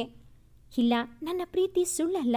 ನಾನು ಯಾರನ್ನ ನನ್ನ ಉಸಿರಲ್ಲಿ ಬೆರೆಸಿಕೊಂಡಿದ್ದೇನೋ ಅವರೇ ಈಗ ನನ್ನ ಉಸಿರೇ ನಿಲ್ಲಿಸುತ್ತಿದ್ದಾರೆ. ಇಲ್ಲ, ನಾನು ಬದಲಾಗಬಾರದಿತ್ತು. ಅವಳು ಬಂದಳು. ನನ್ನನ್ನು ಹೊಸ ಪ್ರಪಂಚಕ್ಕೆ ಕೈ ಹಿಡಿದು ಕರೆದುಕೊಂಡು ಹೋಗಿ ಅದರ ಆಸೆ ಹುಟ್ಟಿಸಿ ಈಗ ಮತ್ತೆ ನನ್ನ ಹಳೆ ಪ್ರಪಂಚಕ್ಕೆ ತಳ್ಳುತ್ತಿದ್ದಾಳೆ. ಯಾರು ನನ್ನವರಲ್ಲ, ಯಾರು ನನ್ನವರಲ್ಲ. I hate you ever Rashmi, hate you. ಸಿಟ್ಟಿನಿಂದ ಕೈಗೆ ಸಿಕ್ಕ ವಸ್ತು ತೆಗೆದುಕೊಂಡು ಕನ್ನಡಿ ಹೊಡೆದ. ಅದೇ ಕನ್ನಡಿಯಲ್ಲಿ ತನ್ನ ಮುಖ ನೋಡಿಕೊಂಡು ಗಹಗಹಿಸಿ ನಕ್ಕಿದ. ಹೊಡೆದ ಕನ್ನಡಿ ಚೂರು ಅವನ ಕಾಲಿಗೆ ತಾಗಿತ್ತು. ರಕ್ತ ಸೋರುತ್ತಿತ್ತು. ಅದರ ಅರಿವಿಲ್ಲದೆ ಅಲ್ಲೇ ಮಲಗಿದ. ತನ್ನ ಮನಸ್ಸಿನ ವೇದನೆ ಹೊರಹಾಕಿದ. ರಶ್ಮಿ ಅವನು ಮಲಗಿದ ನಂತರ ರೂಮಿಗೆ ಬಂದಳು. ಅವನ ಮುಖ ಸಂಪೂರ್ಣ ಬಾಡಿತ್ತು. ನಿದ್ದೆಗಣ್ಣಿನಲ್ಲೂ ಐ ಹೇಟ್ ಯು ಎಂದು ಕನವರಿಸುತ್ತಾ ಇದ್ದ. ರಶ್ಮಿ ಅವನ ಕಾಲ ಬಳಿ ಕೂತು ಆ ನೋವಿಗೆ ಮುಲಾಮು ಹಚ್ಚಿ ಬ್ಯಾಂಡೇಜ್ ಸುತ್ತಿದ್ದಳು. ಯಾಕೆ ಹೀಗೆ? ನಿಮಗೆ ನೀವೇ ನೋವು ಕೊಟ್ಟಿಕೊಂಡು ನನಗೂ ಯಾಕೆ ಹಿಂಸಿಸುತ್ತಿದ್ದೀರಾ? ಆ ಒಂದೇ ಒಂದು ಮಾತಿನಿಂದ ನಿಮ್ಮನ್ನ ಸಹಿಸಿಕೊಳ್ಳುತ್ತೀನಿ. ಅವತ್ತು ತಾತ ನನ್ನನ್ನು ಕರೆದು, ರಶ್ಮಿ, ಯಾವತ್ತೂ ಪ್ರೀತಂನನ್ನು ಬಿಟ್ಟು ದೂರ ಹೋಗಬೇಡ ಮಗು. ಅವನು ಎಷ್ಟೇ ಕೋಪ ಮಾಡಿಕೊಂಡರೋ ಅವನನ್ನು ಕೈ ಬಿಡಬೇಡ, ಅವನನ್ನು ಬದಲಾಯಿಸು. ಪಾಪ, ಮಗು ಜೀವನದಲ್ಲಿ ತುಂಬ ಕಳೆದುಕೊಂಡಿದೆ. ನಂದು ಇವತ್ತು ನಾಳೆ ಹೋಗೋ ಜೀವ. ಅದಕ್ಕೆ ಅವನು ಏನೇ ನಿನಗೆ ಕಷ್ಟ ಕೊಟ್ಟರೋ ಅವನ ಬೆನ್ನೆಲುಬಾಗಿ ನಿಲ್ಲುತ್ತೀನಿ ಎಂದು ಮಾತು ಕೊಡಮ್ಮ ಎಂದು ನನ್ನ ಬಳಿ ಭಾಷೆ ತೆಗೆದುಕೊಂಡರು. ಕಣ್ಣೀರು ಸುರಿಸುತ್ತಾ, ನಾನು ಮಾಡಿರೋ ತಪ್ಪಾದರೂ ಏನೋ, ನಿಮ್ಮನ್ನು ಏನನ್ನೋ ಹೇಳಲು ಹೊರಟವಳು ಮಾತು ಮುಗಿಸಿ ಅವನ ಕಾಲ ಬಳಿಯೇ ಮಲಗಿದಳು. ಪ್ರೀತಂಗೆ ಬೆಳಗ್ಗೆ ಎಚ್ಚರವಾಯಿತು. ನಿನ್ನೆ ಕುಡಿದಿದ್ದರಿಂದ ತಲೆ ಸಿಡಿಯುತ್ತಿತ್ತು. ಎದ್ದಾಗ ಕಾಲ ಬಳಿ ಮಲಗಿದ ಮಡದಿ ಕಂಡಳು. ಅವಳ ಕಂಡು ಮನಸ್ಸು ಚುರಕ್ಕಂದಿತ್ತು. ಮುಖ ಅತ್ತು ಬಾಡಿತ್ತು. ತನ್ನ ಕಾಲಿಗೆ ಕಟ್ಟಿದ ಬ್ಯಾಂಡೇಜ್ ನೋಡಿ ನಿನ್ನದು ನಿಷ್ಕಲ್ಮಶ ಮುಖ ಅಂದುಕೊಂಡಿದ್ದೆ. ಆದರೆ ನೀನು ನಿಷ್ಕಲ್ಮಶ ಎನ್ನುವ ಮುಖವಾಡ ಹೊತ್ತಿದ್ದೀಯ ಅನ್ನೋದು ನನಗೆ ತಿಳಿಯಿತು. ಈ ಮುದ್ದು ಮುಖದಲ್ಲಿ ಇಷ್ಟೆಲ್ಲ ಕೆಟ್ಟ ಯೋಚನೆ ಇದೆ ಎಂದು ತಿಳಿಯಲಿಲ್ಲ. ನಾನು ನೀನು ಜೊತೆಗೆ ಇರುವುದು ತಾತನ ಕೊನೆಯ ಆಸೆಯಾಗಿತ್ತು. ಆ ಆಸೆಯನ್ನು ನೀನೇ ಸುಟ್ಟು ಬಿಟ್ಟೆ. ಎಂದು ವ್ಯಂಗ್ಯದ ನಗುತ್ತಾ ಕುಂಟುತ್ತಾ ಎದ್ದು ಸ್ನಾನಕ್ಕೆ ಹೊರಟ. ರಶ್ಮಿಳಿಗೂ ಎಚ್ಚರವಾಗಿ ಎದ್ದು ಕಾಲೇಜಿಗೆ ತಯಾರಾಗಲು ಹೋದಳ. ಬೆಳಗ್ಗೆನೆ ರಶ್ಮಿ ಮೊಬೈಲ್ ರಿಂಗ್ ಆಯಿತು. ನೋಡಿದರೆ ಅವಳ ಅಣ್ಣ ವಿನಯ್. ಹಾಯ್ ರಶ್ಮಿ ಪುಟ್ಟ, ಹೇಗಿದ್ದೀಯಾ? ಏನು, ಈ ಅಣ್ಣನನ್ನು ಮರೆತು ಬಿಟ್ಟಿದ್ದೀಯಾ? ಪ್ರೀತಮ್ ಅಷ್ಟೊಂದು ಲವ್ ಮಾಡ್ತಾರಾ ನನ್ನ ತಂಗಿನ? ಇಲ್ಲ ಅಣ್ಣ, ಹಾಗೇನಿಲ್ಲ, ನಾನು ಚೆನ್ನಾಗಿದ್ದೀನಿ. ಹೇಗೆ ನಡೆಯುತ್ತಿದೆ ನಿನ್ನ ಸ್ಟಡೀಸ್? ಯಾವಾಗ ಬರುತ್ತೀಯಾ? ನನ್ನ ಸ್ಟಡೀಸ್ ಚೆನ್ನಾಗಿ ನಡೆಯುತ್ತಿದೆ. ನನ್ನದು 3 ತಿಂಗಳಿಂದ ಮುಂಬಯಿಯ ಹಾಸ್ಪಿಟಲ್ನಲ್ಲಿ ಇಂಟರ್ನ್ಶಿಪ್ ನಡೆಯುತ್ತಿದೆ. ಇನ್ನೊಂದು ತಿಂಗಳಷ್ಟೇ ನಾನು ಅಲ್ಲೇ ಬರುತ್ತೀನಿ. ಖುಷಿ ವಿಚಾರ ಅಣ್ಣ, ಕಂಗ್ರಾಟ್ಸ್. ಆದಷ್ಟು ಬೇಗ ಇಲ್ಲಿ ಬಾ. ಪುಟ್ಟ, ಪ್ರೀತಮ್ ನೀನು ಚೆನ್ನಾಗಿದ್ದೀರಾ ಅಲ್ವಾ? ಇತ್ತೀಚೆಗೆ ಅವರ ತಾತ ತೀರಿಕೊಂಡ್ರು ಅಂತ ಕೇಳಲು ಪಟ್ಟೆ. ತುಂಬ ಬೇಜಾರಾಯಿತು. ಹಾಂ ಅಣ್ಣ, ನಾನು ಪ್ರೀತಮ್ ಖುಷಿಯಿಂದಾನೇ ಇದ್ದೇವೆ. ಅವರು ನನ್ನನ್ನು ತುಂಬ ಪ್ರೀತಿಸುತ್ತಾರೆ. ನನಗೆ ಒಂದು ಸ್ವಲ್ಪ ನೋವಾದರೂ ಸಹಿಸಲ್ಲ. ಸತ್ಯ ಮರೆಮಾಚಿ ಸುಳ್ಳು ನುಡಿದಳು. ನೀವಿಬ್ಬರು ಚೆನ್ನಾಗಿದ್ದರೆ ನನಗೆ ಅಷ್ಟೇ ಸಾಕು. ಇನ್ನೊಂದು ವಿಚಾರ ಪುಟ್ಟ, ನಾನು ಮುಂಬೈಯಲ್ಲಿ ಒಂದು ಹುಡುಗಿನ ಲವ್ ಮಾಡ್ತಾ ಇದ್ದೇನೆ. ಅವಳು ನಮ್ಮ ಬೆಂಗಳೂರು ಅವಳೇ, ಗೊತ್ತಾ? ಹೋ, ನಮ್ಮಣ್ಣ ಪಾಪಚ್ಚಿ ಏನೂ ಗೊತ್ತಾಗಲ್ಲ ಅಂದ್ಕೊಂಡಿದ್ದೆ. ಆದರೆ ಇಷ್ಟೆಲ್ಲ ಮುಂದುವರೆದಿದ್ದೀಯಾ? ಹೇಳು, ಅತ್ತಿಗೆ ಹೀಗಿದ್ದಾಳೆ? ಸರ್ಪ್ರೈಸ್. ನೆಕ್ಸ್ಟ್ ಮಂತ್ ಬೆಂಗಳೂರು ಬಂದಾಗ ಹೇಳ್ದೆ ಫೋಟೋ ತೋರಿಸ್ತೇನೆ. ಸೂಪರ್ ಅಣ್ಣ, ನಿನ್ನ ಬರುವಿಕೆಗೆ ಕಾಯುತ್ತಿರುತ್ತೇನೆ. ಬಾಯ್ ಅಣ್ಣ. ಬಾಯ್ ಪುಟ, ಟೇಕ್ ಕೇರ್. ಇನ್ನೇನು ರಶ್ಮಿ ಕಾಲೇಜಿಗೆ, ಪ್ರೀತಮ್ ಆಫೀಸ್ಗೆ ಹೊರಡಬೇಕು ಎನ್ನುವಷ್ಟರಲ್ಲಿ ಮನೆ ಮುಂದೆ ಕಾರು ಬಂದು ನಿಂತಿತು. ಅದರಲ್ಲಿ ಸೂರ್ಯ ಚಂದು ಇದ್ದರು. ಇಬ್ಬರು ಬಂದು ಕೂತರು. ಪ್ರೀತಮ್ ಕೂಡ ಅವರನ್ನು ಸೇರಿದ. ಸಾರಿ ಪ್ರೀತಮ್, ನಿಮ್ಮ ತಾತನವರ ಅಂತ್ಯ ಸಂಸ್ಕಾರಕ್ಕೆ ಬರೋದಿಕ್ಕೆ ಆಗಿಲ್ಲ. ತುಂಬ ಬೇಜಾರಾಯಿತು. ನಾವಿಬ್ಬರು ಮಂಗಳೂರು ಹೋಗಿದ್ವಿ. ಇಲ್ಲಿ ಸೂರ್ಯ, ಹಾಗೇನಿಲ್ಲ. ಇವತ್ತು ನಾವು ಬಂದಿರೋ ವಿಷಯ ಏನಂದರೆ, ನಾವಿಬ್ಬರು ಎಂಗೇಜ್ ಆಗಿದ್ದೀವಿ. ನೆಕ್ಸ್ಟ್ ಮಂತ್ 29ಗೆ ನಮ್ಮ ಮದುವೆ ಇದೆ. ಪ್ಲೀಸ್ ದಂಪತಿ ಸಮೇತರಾಗಿ ಬನ್ನಿ, ನಮ್ಮ ಕ್ಯೂಟ್ ಜೋಡಿಯನ್ನು ಆಶೀರ್ವದಿಸಿ ಎಂದು ಕಾರ್ಡನ್ನು ಕೊಟ್ಟೆನು. ಇಬ್ಬರು ಕಾರ್ಡ್ ಸ್ವೀಕರಿಸಿ ಬರುತ್ತೇನೆ ಎಂದರು. ಮದುವೆ ಎಲ್ಲಿರೋದು? ಚಿಕ್ಕಮಗಳೂರಲ್ಲಿ ನಮ್ಮ ಕುಟುಂಬ ಇದೆ. ಚಿಕ್ಕಮಗಳೂರು ಎಂದು ಕೇಳಿದೊಡನೆ ಪ್ರೀತಮ್ ಮನಸ್ಸು ಮುದಡಿತು. ರಶ್ಮಿ ಚಂದೂಳನ್ನು ತಬ್ಬಿ ಅವಳಿಗೆ ಶುಭಾಶಯ ತಿಳಿಸಿದಳು. ಇಬ್ಬರು ಬೆಳಗ್ಗೆ ಉಪಹಾರ ಮಾಡಿ ಹೊರಡಲು ಅನುವಾದರು. ಚಂದು ರಶ್ಮಿಳನ್ನು ಕರೆದು, ರಶ್ಮಿ, ಸೂರ್ಯ ಹೇಳುತ್ತಿದ್ದರು ನೀವಿಬ್ಬರು ಖುಷಿಯಿಂದ ಇದ್ದೀರಾ ಎಂದು. ನನಗೆ ಅಷ್ಟೇ ಸಾಕು ಕಣೆ. ನೀವಿಬ್ಬರು ಹೀಗೆ ಇರಿ. ನನ್ನ ಮದುವೆಗೆ ತಪ್ಪದೆ ಬಾ. ಬರಲಿಲ್ಲ ಎಂದರೆ ನೋಡು ಮತ್ತೆ. ಇಲ್ವೇ, ಬರುತ್ತೀನಿ. ನಾನು ಪ್ರೀತಮ್. ಸರಿ ಎಂದು ಹೊರಟರು. ಕಾಲೇಜಿಗೆ ಬಂದಳು ರಶ್ಮಿ. ಆದರೆ ಮನಸ್ಸು ಪೂರ್ತಿ ನಿನ್ನೆ ರಾತ್ರಿಯದೇ ಚಿಂತೆ. ಅವಳ ನೋವು ನಲಿವಿಗೆ ಸ್ಪಂದಿಸೋದು ಅವಳ ಆತ್ಮೀಯ ಗೆಳೆಯ ಚಿರಾಂತ್. ಪಾಪ, ಅವಳಿಗೆ ತಿಳಿಯದು ಆ ಆತ್ಮೀಯತೆಯೇ ಅವಳ ಬಾಳೆಗೆ ಮುಳ್ಳಾಗುತ್ತೆ ಎಂದು. ಕ್ಲಾಸ್ಗೆ ಹೊರಡುವ ವೇಳೆ ರಶ್ಮಿಳನ್ನು ಕೂಗಿದ ಚಿರಾಂತ್. ಅವನ ಕೂಗು ಅವಳ ಕಿವಿ ತಲುಪಿದರೂ ಮೆದುಳು ಸ್ಪಂದಿಸಲಿಲ್ಲ. ಯಾಕೆ, ಏನಾಯಿತು? ಅಷ್ಟೊತ್ತಿನಿಂದ ಕೂಗುತ್ತಾ ಇದ್ದೇನೆ, ಯಾಕೆ ಡಲ್ ಇದ್ದೀಯಾ? ಏನಿಲ್ಲ ಕಣೋ, ಕ್ಲಾಸ್ಗೆ ಟೈಮ್ ಆಯಿತು, ನಾನು ಹೊರಡುತ್ತೇನೆ. ಬಾ ಈಗ ನೀನು ಎಂದು ಕೈ ಹಿಡಿದು ಕಾಲೇಜ್ ಹೊರಗೆ ಇರೋ ಬೆಂಚ್ ಮೇಲೆ ಕೂರಿಸಿದ. ಪುಟ್ಟ, ಹೇಳು, ಹೀಗೇನಾಯಿತು? ಏನಿಲ್ಲ ಕಣೋ, ತಲೆನೋಯ್ತಿತ್ತು ಅಷ್ಟೇ. ಹೌದಾ, ತಲೆನೋವಿಗೆ ಕಾರಣವೇನು? ಪ್ಲೀಸ್ ಚಿರಾಂತ್, ನನಗೇನು ಪ್ರಶ್ನೆ ಮಾಡಬೇಡ. ನನ್ನನ್ನು ನನ್ನ ಪಾಡಿಗೆ ಬಿಟ್ಬಿಡು ಪ್ಲೀಸ್, ಕೋಪದಿಂದ ನುಡಿದಳು. ಸರಿ ಬಿಡು, ನಿನ್ನ ಕಷ್ಟ ಕೇಳೋಕ್ಕೆ ನಾನು ಯಾರು? ನೀನು ಜಸ್ಟ್ ಫ್ರೆಂಡ್, ಅಲ್ಲ ಕ್ಲಾಸ್ಮೇಟ್ ಅಷ್ಟೇ ಎಂದು ಮುಖ ತಿರುಗಿಸಿದ. ರಶ್ಮಿಗೆ ಪಾಪ ಕೋಪದಿಂದ ಇವನಿಗೆ ಬೈದ್ಬಿಟ್ಟೆ. ಚಿರಾಂತ್, ಸಾರಿ ಕಣೋ, ಪ್ಲೀಸ್ ನನ್ನ ಹತ್ರ ಮಾತಾಡಲ್ವಾ? ಅವಳ ಮಾತಿಗೆ ಅವನ ಸ್ಪಂದನೆ ಇರೋದಿಲ್ಲ. ಪ್ಲೀಸ್ ಚಿರಾಂತ್, ಇವತ್ತು ನಿನ್ನ ಫೇವ್ರೆಟ್ ಪಲಾವ್ ಮಾಡ್ಕೊ ಬಂದಿದ್ದೀನಿ, ನೋಡಿಲಿ. ವಾವ್, ಎಷ್ಟು ಚೆನ್ನಾಗಿದೆ ಎಂದು ಅವನ ಮೂಗು ಬಳಿ ತೆಗೆದುಕೊಂಡು ಹೋದಳು. ಅದರ ಪರಿಮಳಕ್ಕೆ ಅವನ ಕೋಪ ಕರಗಿ ಹೋಯಿತು. ಇಬ್ಬರ ಮಧ್ಯೆ ಒಂದು ಸುಂದರವಾದ ಸ್ನೇಹ ನೆಲೆ ಊರಿತು. ಆದರೆ ಅದೇ ಇಬ್ಬರ ಸ್ನೇಹಕ್ಕೆ ಪ್ರೀತಿ ಎಂಬ ಟೊಂಕ ಕಟ್ಟಿ ಆಡಿಕೊಳ್ಳುತ್ತಿದ್ದರು. ರಶ್ಮಿ, ನೀನೇ ತಿನ್ನಿಸೆ ಇವತ್ತು. ಯಾವತ್ತೂ ಕೇಳದವನು ಇವತ್ತು ಕೇಳಿದ್ದಾನೆ ಎಂದು ರಶ್ಮಿ ಅವನಿಗೆ ತುತ್ತನಿಟ್ಟಳು. ತಿನ್ಸು ತಿನ್ಸು, ಚೆನ್ನಾಗಿ ತಿನ್ನಿಸು, ಅದಕ್ಕೆ ಸ್ವಲ್ಪ ವಿಷ ಹಾಕಿ ತಿನ್ನಿಸು ಎಂದು ಬಂದ ಸದ್ದಿಗೆ ತಿರುಗಿದರು ಇಬ್ಬರು. ರಶ್ಮಿ ಕೈಯಲ್ಲಿದ್ದ ಡಬ್ಬ ಕೈ ಜಾರಿತು. ಪ್ರೀತಮ್ ಎಂದು ಮೆಲ್ಲನೆ ಉಸಿರಿದಳು ರಶ್ಮಿ. ಚಿರಾಂತ್ ಏನೂ ತಿಳಿಯದೆ ನಿಂತಿದ್ದ. ಪ್ರೀತಮ್ ಕೈ ತರಚಿತ್ತು. ಹಣೆಗೆ ಸಣ್ಣ ಗಾಯ. ಮುಖ ಅಗ್ನಿಪರ್ವತದಂತೆ ಕುದಿಯುತ್ತಿತ್ತು. ರಶ್ಮಿ ಅವನ ಬಳಿ ಓಡಿ ಬಂದು, ಪ್ರೀತಮ್, ಏನಾಯ್ತು ನಿಮ್ಗೆ? ಯಾಕೆ ರಕ್ತ ಸುರಿಯುತ್ತಿದೆ ಎಂದು ತನ್ನ ದುಪ್ಪಟದಿಂದ ಆ ರಕ್ತ ಒರೆಸಲು ಹೋದಳು. ಅವಳ ಕೈ ಕಿತ್ತಿಸಿದು ಅವಳ ಕೆನ್ನೆಗೆ ಬಾರಿಸಿದ. ಅವನ ವರ್ತನೆಗೆ ತತ್ತರಿಸಿದಳು ಹುಡುಗಿ. ಚಿರಾಂತ್ಗೆ ತನ್ನ ರಶ್ಮಿಗೆ ಬಾರಿಸಿದ್ದು ಅವನಿಗೆ ಕೋಪ ತರಿಸಿತು. ಕೋಪದಿಂದಾನೇ ಪ್ರೀತಮ್ ಬಳಿ ಬಂದು, ಹೇ, ಯಾರೋ ನೀನು? ನನ್ನ ಫ್ರೆಂಡ್ ಮೇಲೆ ಕೈ ಮಾಡ್ತೀಯಾ? ಮತ್ತೆ ನೀವಿಬ್ಬರೂ ಆಡೋ ಆಟ ನೋಡಿಕೊಂಡು ಕೈಗೆ ಬಳೆ ತೊಟ್ಟು ಕೂರ್ಬೇಕಾ? ರಶ್ಮಿಗೆ ಅವನ ಮಾತು ಅಸ್ಪಷ್ಟವಾಗಿತ್ತು. ಏನ್ ನಾಟಕ ಮಾಡ್ತೀಯ ನೀನು? ಅವನಿಗೆ ತಿನ್ಸೋದೇನಂತೆ, ರಾತ್ರಿ ಫೋನ್ನಲ್ಲಿ ಹರಟೆ ಹೊಡೆಯೋದೇನಂತೆ, ಅಬ್ಬಾ ಬೆಳಗ್ಗೆ ನನ್ನ ಬಳಿ ಮುಗ್ಧ ಎನ್ನೋ ಮುಖವಾಡ ಹಾಕೋದೇನಂತೆ. ಒಂದಾ ಎರಡಾ? ಛೀ, ನಿನ್ನದು ಒಂದು ಜನ್ಮನ. ನಿನಗೆ ಮದುವೆ ಆದರೂ ಇನ್ನೊಬ್ಬರ ಜೊತೆ ಹೇಳ್ಕೊಳ್ಳಿಕ್ಕೂ ಅಸಹ್ಯವಾಗುತ್ತದೆ. ಪ್ರೀತಮ್, ಏನ್ ಮಾತಾಡ್ತಾ ಇದ್ದೀರಾ? ಸ್ವಲ್ಪ ಯೋಚಿಸಿ ಮಾತನಾಡಿ. ಇವನು ನನ್ನ ಫ್ರೆಂಡ್. ಹೋ, ಫ್ರೆಂಡ್? ನೋಡಿದ್ದೀನಿ ನಿನ್ನ ಫ್ರೆಂಡ್ನ. ಏನು ಮಾಡ್ತಾ ಇದ್ದೀರಾ ಅಂತ ತಾತನ ಕಳೆದುಕೊಂಡಿರೋ ದುಃಖದಲ್ಲಿ ಇದ್ದಾಗ ನನಗೆ ತಿಳಿಯಿತು. ಇದನ್ನೇ ನೀನು ಸರಿಯಾಗಿ ಉಪಯೋಗಿಸಿಕೊಂಡೆ ಅಂತ ತಿಳಿಯಿತು. ನೀನು ನನ್ನನ್ನು ಆಸ್ತಿಗೋಸ್ಕರ ಮದುವೆಯಾದೆ, ಇವನ್ನ ಪ್ರೀತಿಸಿ ನನ್ನ ಮದುವೆಯಾದೆ. ಬಲೆ ಇದ್ದೀಯಾ ನೀನು? ಏನು, ನಾನು ನಿಮ್ಮನ್ನು ಆಸ್ತಿಗೋಸ್ಕರ ಮದುವೆಯಾದೆನಾ? ನಿಮ್ಗೇನು ಹುಚ್ಚ? ನಿಮ್ಮನ್ನು ಎಷ್ಟೋ ವರ್ಷದಿಂದ ನನ್ನ ಗಂಡನೆಂದು ಪೂಜಿಸುತ್ತಿದ್ದೆ. ಸಾಕ್ ಮಾಡು ನಿನ್ನ ನಾಟಕನ. ನೀನು ಇಷ್ಟೊಂದು ಚೀಪ್ ಅಂತ ತಿಳಿದಿರಲಿಲ್ಲ ಕಣೆ ಎಂದು ತನ್ನ ಮೊಬೈಲ್ನಲ್ಲಿ ಒಂದಿಷ್ಟು ರಶ್ಮಿ ಚಿರಾಂತ್ನ ತುಂಬ ರೊಮ್ಯಾಂಟಿಕ್ ಫೋಟೋ ಒಂದಿಷ್ಟು ತೋರಿಸಿದ. ಇದನ್ನು ನೋಡಿ ರಶ್ಮಿ ಚಿರಾಂತ್ ಕಂಗಾಲು. ನೋಡು ನಿನ್ನ ರಾಸಲೀಲೆಯನ್ನ. ನಿನಗೆ ಮದುವೆಯಾಗಿದೆ, ಗಂಡ ಇನ್ನೂ ಜೀವಂತ ಇರುವಾಗಲೇ ಇನ್ನೊಬ್ಬನ ಜೊತೆ. ಛೀ, ಹೇಳೋದಕ್ಕೂ ನಾಚಿಕೆಯಾಗುತ್ತದೆ ನನಗೆ. ನನಗೆ ಗೊತ್ತಿಲ್ಲದೆ ನನ್ನ ಬಳಿ ಇದ್ದ ದುಡ್ಡು, ಅದು ಲಕ್ಷಗಟ್ಟಲೆ ದುಡ್ಡು ಇವನಿಗೆ ಕೊಟ್ಟಿದ್ದೀಯಾ? ಪ್ರೀತಮ್, ನನ್ನ ಮಾತು ಕೇಳಿ ಇಲ್ಲಿ. ನಾನು ಮೊದಲು ನನ್ನ ಮಾತು ಹೇಳ್ತೀನಿ, ನಂತರ ನೀನು ಮಾತಾಡೋ. ನಿನಗೆ ಸಲಿಗೆ ಕೊಟ್ಟಿದ್ದಕ್ಕೆ ಈ ಥರ ಕದ್ದು ಮುಚ್ಚಿ ನನ್ನ ಹಣ ದೋಚುತ್ತೀಯಾ? ನಾನು ನೋವಿನಲ್ಲಿ ಇದ್ದಾಗ ನೀನು ಇವನ ಜೊತೆ ಮಾತು, ಹರಟೆ, ನಗು. ನನ್ನ ನೋವು ನಿನಗೆ ಖುಷಿ ಕೊಡುತ್ತೆ ಎಂದು ತಿಳಿದಿರಲಿಲ್ಲ. ನಿನ್ನನ್ನು ಪ್ರೀತಿಸಿ ತಪ್ಪು ಮಾಡಿಬಿಟ್ಟೆ.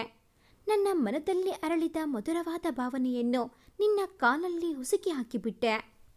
ಇಷ್ಟು ದಿನ ನಿನ್ನ ಬಗ್ಗೆ ತಿಳಿದಿದ್ದರೂ ನಾನು ಸುಮ್ಮನೆ ಇದ್ದೆ. ಆದರೆ ಯಾವಾಗ ನೀನು ಇವತ್ತು ನನ್ನನ್ನು ಕೊಲ್ಲೋದಕ್ಕೆ ಗುಂಡಗಳನ್ನು ಬಿಟ್ಟಿಯೋ ಅಂದೇ ನಿನ್ನ ನನ್ನ ಮನೆಯಿಂದ ಹೊರಗೆ ಹಾಕಿಬಿಟ್ಟೆ ಕಣೆ. ಇನ್ಮುಂದೆ ನೀನು ಯಾರೋ, ನಾನು ಯಾರೋ? ಪ್ರೀತಮ್, ಅವಳ ಕಣ್ಣು ಕೆಂಪಗಾಗಿತ್ತು. ಇನ್ನು ಒಂದು ಮಾತು ಕೇಳಲು ತಯಾರಿರಲಿಲ್ಲ ರಶ್ಮಿ.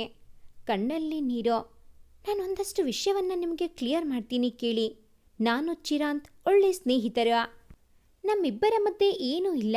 ಅಷ್ಟೊಂದು ಅಶ್ಲೀಲವಾದ ಫೋಟೋ, ದೇವರೇ, ಅದು ಹೇಗೆ ಬಂತು ಏನೋ ನನಗೆ ಖಂಡಿತ ತಿಳಿದಿಲ್ಲ ಪ್ರೀತಮ್. ಪ್ಲೀಸ್ ನನ್ನ ನಂಬಿ. ಅವನು ಏನೂ ಪ್ರತಿಕ್ರಿಯಿಸಲಿಲ್ಲ. ಸರಿ, ಇನ್ನೊಂದು ವಿಚಾರ. ನಾನು ನಿಮ್ಮ ಬೀರುವಿನಲ್ಲಿ ಹಣ ತೆಗೆದಿದ್ದು ನಿಜ. ಆದರೆ ಆ ವಿಷಯ ನಿಮಗೆ ಹೇಳಿದ್ದೇ ಕೂಡ. ನೀವು ಯಾವ ಲಕ್ಷ್ಯದಲ್ಲಿ ಇದ್ದೀರೋ ನನಗೆ ತಿಳಿಯಲಿಲ್ಲ. ನಾನು ಹಣ ತೆಗೆದುಕೊಟ್ಟಿದ್ದು ಚಿರಾಂತ್ಗೆ. ಅವನ ತಾಯಿಗೆ ತುಂಬ ಹೊಟ್ಟೆ ನೋವು, ಆಪರೇಷನ್ ಆಗಬೇಕಿತ್ತು.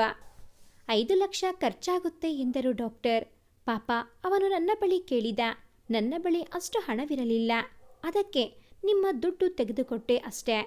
ಇನ್ನೊಂದು ಮಾತು, ನೀವು ನನ್ನ ಇಷ್ಟಪಡುತ್ತಿದ್ದೀರಾ ಅಂತ ಹೇಳ್ತೀರಾ ಅಲ್ವಾ? ಯಾವತ್ತೂ ಯಾರು ತಮ್ಮ ಪ್ರೀತಿ ಮೇಲೆ ಅನುಮಾನ ಪಡಲ್ಲ. ಪಟ್ಟರೆ ಅದು ಪ್ರೀತಿನೇ ಅಲ್ಲ. ಆ ಫೋಟೋ ನೋಡಿ ನನ್ನ ಅನುಮಾನ ಪಟ್ರಲ್ಲ. ನನ್ನ ಕ್ಯಾರೆಕ್ಟರ್ ಡಿಸೈಡ್ ಮಾಡಿಬಿಟ್ಟಿದ್ದೀರಾ. ಆ ಫೋಟೋ ಸುಳ್ಳೋ ಸತ್ಯನೋ ತಿಳಿಯುವ ಮನಸ್ಸು ನೀವು ಮಾಡೇ ಇಲ್ಲ. ಇಷ್ಟು ದಿನ ನೀವು ನನ್ನ ದೂರ ಮಾಡಿದರೂ ಹೊಡೆದರೂ ನಿಮ್ಮೊಂದಿಗೆ ಇದ್ದೆ. ಆದರೆ ನನ್ನ ಬಗ್ಗೆ ಅನುಮಾನ ಪಟ್ಟು ತಪ್ಪು ಮಾಡಿಬಿಟ್ಟಿರಿ. ಒಂದು ಹೆಣ್ಣು ಏನಾದರೂ ಸಹಿಸುತ್ತಾಳೆ. ಆದರೆ ಗಂಡ ತನ್ನನ್ನು ಸಂಶಯ ಪಟ್ಟರೆ ಅವಳ ಅಂತರಾಳವೇ ಕುಸಿಯುತ್ತದೆ. ಈಗ ನೀವು ಗಂಡ ಅನ್ನೋ ಹಕ್ಕನ್ನು ಚಲಾಯಿಸುತ್ತಿದ್ದೀರಾ.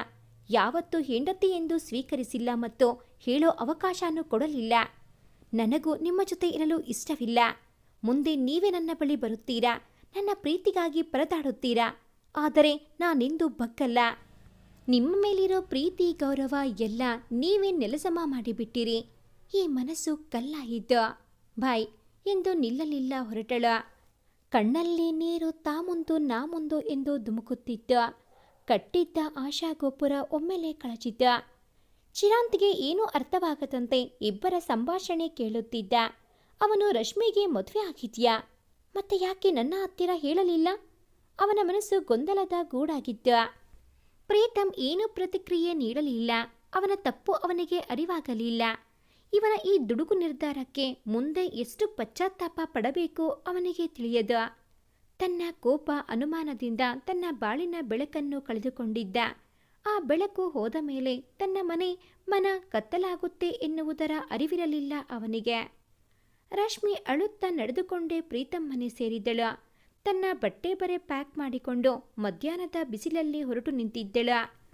ಅವಳನ್ನು ಗಮನಿಸಿದ ಶಾರದಮ್ಮ, ರಶ್ಮಿ ಎಲ್ಲೋಗ್ತಿದ್ಯಾ? ಯಾಕಮ್ಮ, ಏನಾಯ್ತು? ಯಾಕತ್ತಿದ್ದೀಯಾ ಎಂದು ತಲೆ ಸವರುತ್ತಾ ಹೇಳಿದರು. ಶಾರದಮ್ಮ, ನನಗೊಂದು ಮಾತು ಕೊಡುತ್ತೀರಾ? ಪ್ಲೀಸ್ ಶಾರದಮ್ಮ, ಏನೇ ಕಷ್ಟ ಬಂದರೂ ಅವರನ್ನು ಮಾತ್ರ ಬಿಟ್ಟು ಹೋಗಬೇಡಿ. ಅವರನ್ನು ಚೆನ್ನಾಗಿ ನೋಡಿಕೊಳ್ಳಿ. ಯಾಕೆ ತಾಯಿ ಹೀಗೆ ಹೇಳ್ತೀಯಾ? ನೀನೆಲ್ಲಿ ಹೋಗ್ತೀಯಾ ಈಗ? ನಾನು ಇನ್ನು ಮುಂದೆ ಈ ಮನೆಗೆ ಕಾಲಿಡಲ್ಲ. ಇನ್ಮುಂದೆ ನನಗೂ ಈ ಮನೆಗೂ ಯಾವುದೇ ಸಂಬಂಧ ಇಲ್ಲ. ಪ್ಲೀಸ್ ಮತ್ತಿನ್ನೇನನ್ನು ಕೇಳಬೇಡಿ ಎಂದು ಅವರ ಉತ್ತರಕ್ಕೆ ಕಾಯದೆ ಹೊರಟಳು. ಶಾರದಮ್ಮ ಎಷ್ಟು ಕೂಗಿದರೂ ಅವಳು ಪ್ರತಿಕ್ರಿಯಿಸದೆ ಮುನ್ನಡೆದಳು. ಊಟದ ಹೊತ್ತಿಗೆ ಮನೆಗೆ ಬಂದ ಮಗಳನ್ನು ಕಂಡು ಆಶ್ಚರ್ಯವಾಯಿತು ಶಿಲ್ಪಾ ಹರೀಶ್ ದಂಪತಿಗೆ. ಏನಮ್ಮ, ಇಷ್ಟೊತ್ತಿಗೆ ಬಂದಿದ್ದೀಯಾ? ಪ್ರೀತಮ್ ಬಂದಿಲ್ವಾ? ಇಲ್ಲ ಅಪ್ಪ, ನಿಮ್ಮನ್ನು ನೋಡಬೇಕೆನಿಸಿತು, ಅದಕ್ಕೆ ಬಂದೆ. ಅವಳ ಮುಖ ನೋಡಿ ಮತ್ತೇನೂ ಕೇಳಲು ಮನಸ್ಸಾಗಲಿಲ್ಲ ಅವರಿಗೆ ತಿಳಿಯಿತು, ಯಾವತ್ತೂ ಮನೆಗೆ ಬಾರದ ಮಗಳು ಇವತ್ತು ಬಂದಿದ್ದಾಳೆ ಅಂದರೆ ಏನೋ ಗಂಭೀರವಾದ ವಿಷಯ ಇದೆ ಎಂದು ಅನಿಸುತ್ತದೆ. ನೋಡೋಣ, ಮುಂದೆ ಅವಳೇ ಹೇಳಿದರೆ ಒಳ್ಳೆಯದು. ಅಮ್ಮ, ನಾನು ಊಟ ಆಮೇಲೆ ಮಾಡ್ತೇನೆ ಎಂದು ಹೇಳಿ ತನ್ನ ರೂಮಿಗೆ ಹೋಗಿ ಬಾಗಿಲು ಹಾಕಿ ತನ್ನ ಸೀಕ್ರೆಟ್ ರೂಮ್ಗೆ ಹೋದಳು. ಪ್ರೀತಮ್ ಮನೆಗೆ ಬಂದ ಪ್ರೀತಮ್ನನ್ನು ತಡೆಗಟ್ಟಿದರು ಶಾರದಮ್ಮ. ಏನಪ್ಪ ಪ್ರೀತಮ್, ರಶ್ಮಿ ನೀನು ಏನಾದರೂ ಜಗಳ ಮಾಡಿಕೊಂಡ್ರಾ? ಪಾಪ ಆ ಮಗು ಮಧ್ಯಾಹ್ನ ಊಟ ಕೂಡ ಮಾಡದೆ ಬ್ಯಾಗ್ ಹಿಡಿದು ಅಳುತ್ತಾ ಹೋದ್ಲು. ಏನಾಯ್ತಪ್ಪ? ಶಾರದಮ್ಮ, ಆ ನಿಮ್ಮ ಮಗು ತುಂಬ ದೊಡ್ಡ ಕೆಲಸ ಮಾಡಿತು. ಅದಕ್ಕೆ ನಾನವಳಿಗೆ ಪ್ರಶಸ್ತಿ ಕೊಟ್ಟು ಸನ್ಮಾನ ಮಾಡಿದೆ. ಅದಕ್ಕೆ ಮನೆ ಬಿಟ್ಟು ಹೋಗಿದ್ದಾಳೆ. ವ್ಯಂಗ್ಯವಾಗಿ ನುಡಿದ. ಏನು ಪ್ರೀತಮ್, ಯಾಕೆ ಈಗ ಮಾತಾಡ್ತಿದೀಯಾ? ಪಾಪ ಅವಳು. ಶಾರದಮ್ಮ, ನಿಮಗೆ ನಾನು ನೆಮ್ಮದಿಯಾಗಿರೋದು ಇಷ್ಟ ಇದೆಯಾ ಇಲ್ವಾ? ಇನ್ಮುಂದೆ ರಶ್ಮಿ ಹೆಸರು ಈ ಮನೆಯಲ್ಲಿ ಕೇಳಬಾರದು ಅಷ್ಟೇ ಎಂದು ತನ್ನ ಕೋಣೆಗೆ ನಡೆದ. ದೇವರೇ, ಆ ಮಗು ಇವನಿಗೋಸ್ಕರ ಎಷ್ಟೆಲ್ಲ ಕಷ್ಟಪಡುತ್ತೆ. ಆದರೆ ಯಾಕೆ ಈ ಕೋಪಿಷ್ಟಾಗೆ ಅರ್ಥವಾಗುತ್ತಿಲ್ಲ. ಹೇಗಾದರೂ ಮಾಡಿ ಇವರ ಸಂಸಾರ ಸರಿ ಮಾಡಪ್ಪ ಎಂದು ಕಾಣದ ದೇವರಿಗೆ ಮೊರೆ ಇಟ್ಟಳ. ಪ್ರೀತಮ್ ತನ್ನ ಬೆಡ್ ಮೇಲೆ ಉರಳಿ ಅಲ್ಲಿದ್ದ ಬೆಳ್ಳಿ ಕಾಲ್ಗೆಜ್ಜೆ ಎತ್ತಿಕೊಂಡು, ಇವತ್ತು ಎಲ್ಲ ಸರಿ ಇದ್ದಿದ್ರೆ, ನೀನು ಸರಿ ಇದ್ದಿದ್ದರೆ ಈ ಗೆಜ್ಜೆ ನಿನ್ನ ಕಾಲಲ್ಲಿ ಇರುತ್ತಿತ್ತು. ನಾನು ಮುಂದೆ ಓಡಾಡುತ್ತಿದ್ದೆ. ಅದನ್ನು ತನ್ನ ಎದೆಗೆ ಒತ್ತಿಕೊಂಡ. ಕಣ್ಣಲ್ಲಿ ನೀರು ಹರಿಯುತ್ತಿತ್ತು. ಅಂದು ನಾರಾ ಸತ್ತು 15 ದಿನಕ್ಕೆ ನನ್ನ ಮೊಬೈಲ್ಗೆ ಒಂದು ಅನ್ನೋನ್ ನಂಬರ್ನಿಂದ ಒಂದು ಮೆಸೇಜ್ ಬರುತ್ತೆ. ಯಾರಂತ ತಿಳಿಯದು ನನಗೆ. ನಿನ್ನ ಹೆಂಡತಿ ನಿನಗೆ ಮೋಸ ಮಾಡುತ್ತಿದ್ದಾಳೆ ಎಂದು. ನಾನವಳ ಮೇಲಿನ ನಂಬಿಕೆಯಿಂದ ಆ ಮೆಸೇಜ್ ಇಗ್ನೋರ್ ಮಾಡಿದೆ. ದಿನೇ ದಿನೇ ರಶ್ಮಿಳ ಬಗ್ಗೆ ಕೆಟ್ಟದಾಗಿ ಮೆಸೇಜ್ ಮಾಡುತ್ತಿದ್ದರು. ನನ್ನ ಕೋಪ ನೆತ್ತಿಗೇರಿತು. ಕಾಲ್ ಮಾಡಿದೆ. ಯಾರೋ ಒಬ್ಬ ಗಂಡಸು ಧ್ವನಿ. ಯಾರೋ ನೀನು ನನ್ನ ಹೆಂಡತಿ ಬಗ್ಗೆ ಕೆಟ್ಟದಾಗಿ ಹೇಳುತ್ತೀಯಾ? ಅವಳು ಏನು ಅಂತ ನನಗೆ ಗೊತ್ತು ಎಂದು ಎಚ್ಚರಿಸಿದೆ. ಆ ಗಂಡಸು, ನಿನಗಿನ್ನೂ ನನ್ನ ಹೆಂಡತಿ ಬಗ್ಗೆ ತಿಳಿದಿಲ್ಲ. ಅವಳು ಇನ್ನೊಬ್ಬನ್ನು ಪ್ರೀತಿಸುತ್ತಿದ್ದಾಳೆ. ನಿನ್ನನ್ನು ಕೇವಲ ಹಣಕ್ಕಾಗಿ ಮದುವೆಯಾಗಿದ್ದಾಳೆ. ಇಷ್ಟೆಲ್ಲ ಹೇಳುತ್ತೀಯ ಅಲ್ವಾ? ನೀನು ಯಾರೆಂದು ಮೊದಲು ಹೇಳು. ನನ್ನ ಪರಿಚಯ ನಿನಗೀಗ ಬೇಡ, ಮುಂದೆ ಹೇಳ್ತೀನಿ. ಮೊದಲು ನಿನ್ನ ಹೆಂಡತಿ ಆಡುತ್ತಿರೋ ಕಳ್ಳಾಟ ಕಂಡುಹಿಡಿ ಎಂದು ಫೋನ್ ಕಟ್ ಮಾಡಿದ. ಅವನು ಹೇಳಿದ ನಂತರ ನನ್ನ ಮೊಬೈಲ್ಗೆ ಒಂದಷ್ಟು ಫೋಟೋ ಬಂತು. ಅದನ್ನು ನೋಡಿ ನನಗೆ ತಲೆ ತಿರುಗಿದಂತೆ ಅನುಭವ. ನಾನು ರಶ್ಮಿ ಮೇಲಿಟ್ಟ ನಂಬಿಕೆ, ಪ್ರೀತಿ ಒಂದೇ ಸಮನೆ ಕುಸಿಯಿತು. ಆದರೆ ಆದಷ್ಟು ಬೇಗ ಅದನ್ನು ನಂಬಲಿಲ್ಲ. ಅವಳನ್ನು ಪರೀಕ್ಷಿಸೋಣ ಎಂದು ಅವಳ ಮುಂದೆ ಮಲಗುವ ಹಾಗೆ ನಾಟಕ ಮಾಡಿದೆ. ನಂತರ ರಶ್ಮಿ ತನ್ನ ಮೊಬೈಲ್ ತೆಗೆದುಕೊಂಡು ಟೆರೆಸ್ ಮೇಲೆ ಯಾರೊಂದಿಗೋ ಮಾತನಾಡುತ್ತಾ ನಗುತ್ತಾ ಇರುತ್ತಿದ್ದಳು. ನನ್ನ ಅನುಮಾನ ದಿನೇ ದಿನೇ ಹೆಚ್ಚಾಯಿತು. ಅವಳು ಸ್ನಾನಕ್ಕೆ ಹೋದಾಗ ಮೊಬೈಲ್ ತೆಗೆದು ನೋಡಿದೆ. ಅದರಲ್ಲಿ ಬರೀ ಚಿರಾಂತ್ ಎನ್ನುವವನ ಕಾಲ್ ತುಂಬಿತ್ತು. ನನ್ನ ಮನಸ್ಸಿಗೆ ತುಂಬ ಬೇಸರವಾಯಿತು. ಒಂದು ದಿನ ಆ ಅನ್ನೋನ್ ಮನುಷ್ಯನಿಂದ ಕಾಲ್ ಬಂತು. ನಿನಗೆ ನಿನ್ನ ಹೆಂಡತಿ ಬಗ್ಗೆ ಪೂರ್ತಿ ತಿಳಿಯಬೇಕಾದರೆ ನಾನು ಹೇಳಿದ ಜಾಗಕ್ಕೆ ಬಾ ಎಂದು. ನಾನವನು ಹೇಳಿದ್ದ ಜಾಗಕ್ಕೆ ಹೋದೆ. ಅದೊಂದು ಹೋಟೆಲ್ನಲ್ಲಿ ರಶ್ಮಿ ಯಾರೋ ಜೊತೆ ಕೂತಿದ್ದಳು. ಅವನ ಮುಖ ನೋಡಿ ತಿಳಿಯಿತು, ಅವನು ಚಿರಾಂತ್ನಿಂದ. ಇಬ್ಬರು ಏನೋ ಮಾತಾಡುತ್ತಿದ್ದರು. ಅದು ಸ್ಪಷ್ಟವಾಗಿ ನನಗೆ ಕೇಳಲಿಲ್ಲ, ಆದರೆ ಅಲ್ಲಿಯ ದೃಶ್ಯ ನನ್ನನ್ನು ಮೂಕನನ್ನಾಗಿಸಿತು. ರಶ್ಮಿ ನೋಟಿನ ಕಂತೆಯನ್ನೇ ಅವನ ಕೈಗೆ ಇಟ್ಟು ಏನೋ ಹೇಳಿ ಹೊರಟಳು. ನನ್ನ ತಲೆಯಲ್ಲಿ ಗೊಂದಲ. ಆ ಸಮಯಕ್ಕೆ ಮತ್ತೆ ಅವನು ಕಾಲ್ ಮಾಡಿದ್ದ. ನಿನ್ನ ತಲೆಯಲ್ಲಿ ಏನು ಓಡುತ್ತಿದೆ ಅಂತ ನನಗೆ ಗೊತ್ತು. ಯಾಕೆ ರಶ್ಮಿ ಅವನಿಗೆ ದುಡ್ಡು ಕೊಟ್ಟಳು ಎಂದು? ಅದು ನಿನ್ನ ದುಡ್ಡು, ಒಂದ್ಸಾರಿ ನೋಡಿಕೋ. ಅದು ನಿನ್ನ ಸಾಯಿಸೋದಕ್ಕೆ ದುಡ್ಡು ಕೊಟ್ಟಿದ್ದು. ಅವನ ಮಾತು ಕೇಳಿ ನನ್ನ ಉಸಿರಾಟವೇ ಒಮ್ಮೆ ನಿಂತಿತು. ನನಗಂತೂ ಹುಚ್ಚು ಹಿಡಿದ ಅನುಭವ. ಕಾರ್ ವೇಗವಾಗಿ ಓಡಿಸಿದೆ. ಕಣ್ಣೀರು ನಿಲ್ಲುತ್ತಿಲ್ಲ. ಸೀದಾ ಬಾರ್ ಮುಂದೆ ಕಾರ್ ನಿಲ್ಲಿಸಿ ಮನಬಂದಂತೆ ಕುಡಿದೆ. ಮಾರನೇ ದಿನ ನಾನು ಆಫೀಸ್ಗೆ ಹೋಗುವ ದಾರಿಯಲ್ಲಿ ಒಂದಿಷ್ಟು ಗೂಂಡಾಗಳು ನನ್ನ ಕಾರ್ಗೆ ಅಡ್ಡ ಹಾಕಿ ನನ್ನನ್ನು ಹೊಡೆಯಲು ಯತ್ನಿಸುತ್ತಿದ್ದರು. ನಾನವರನ್ನು ಸರಿಯಾಗಿ ತಿಳಿಸಿ ಸೀದಾ ರಶ್ಮಿ ಇದ್ದಲ್ಲಿಗೆ ಬಂದೆ. ನಾನು ಯಾರನ್ನು ನನ್ನ ಪ್ರಾಣ, ಜೀವ, ಹೃದಯದ ಮಿಡಿತ ಎಂದು ತಿಳಿದಿದ್ದೀನೋ ಅವರೇ ಒಂದೇ ಸಾರಿ ನನ್ನ ಪ್ರಾಣನೇ ತೆಗೆಯಲು ಹೊರಟಿದ್ದರು. ಜೀವನದಲ್ಲಿ ನಾನು ಇಷ್ಟಪಡೋರನ್ನ ಹಂತ ಹಂತವಾಗಿ ಕಳೆದುಕೊಳ್ಳುತ್ತಿದ್ದೇನೆ. ಆ ದೇವರಿಗೆ ನಾನು ಅತ್ಯಂತ ಪ್ರಿಯನಾದವನು ಅನಿಸುತ್ತದೆ. ಅದಕ್ಕೆ ಬರೀ ನನ್ನ ಜೀವನದಲ್ಲಿ ಎಲ್ಲ ಆಟವನ್ನು ಆಡುತ್ತಾನೆ ಎಂದು ನಗುತ್ತಾ ನಗುತ್ತಾ, ಯಾರೂ ಹುಡುಗಿಯರನ್ನು ನಂಬಬಾರದು, ಹಾಗೆ ಮಾಡುತ್ತೇನೆ. Rashmi, I hate you till my last breath. Preetham ಆಫೀಸ್ನಲ್ಲೂ ತುಂಬ ಮೌನಿಯಾಗಿದ್ದ. ಎಲ್ಲರೊಂದಿಗೆ ಸಿಟ್ಟು ಮಾಡಿಕೊಳ್ಳುತ್ತಿದ್ದ. ಒಂದು ದಿನ ತನ್ನ ಪರ್ಸನಲ್ ಸೆಕ್ರೆಟರಿ ನರೇಂದ್ರ ಒಬ್ಬ ಲೇಡಿ ಸ್ಟಾಫ್ ಬಳಿ ನಗುನಗುತ್ತಾ ಮಾತನಾಡುತ್ತಿದ್ದ. ಅದನ್ನು ಕಂಡು ಅವನನ್ನು ಒಳಗೆ ಕರೆದು, ಏನು ವಿಷಯ? ಅವಳನ್ನು ತುಂಬಾನೇ ಕ್ಲೋಸ್ ಆಗಿ ಮಾತಾಡುತ್ತಿದ್ದೀಯಾ?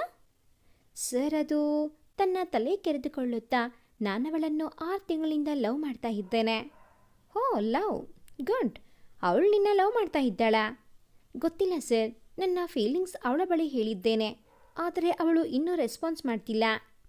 ಹೋ, ನಿನ್ನ ATM ಅವಳ ಹತ್ತಿರಾನೇ ಇರಬೇಕಲ್ಲ? ಹೌದು ಸರ್, ಅದು ನಿಮಗೆ ಹೇಗೆ ಗೊತ್ತಾಯಿತು?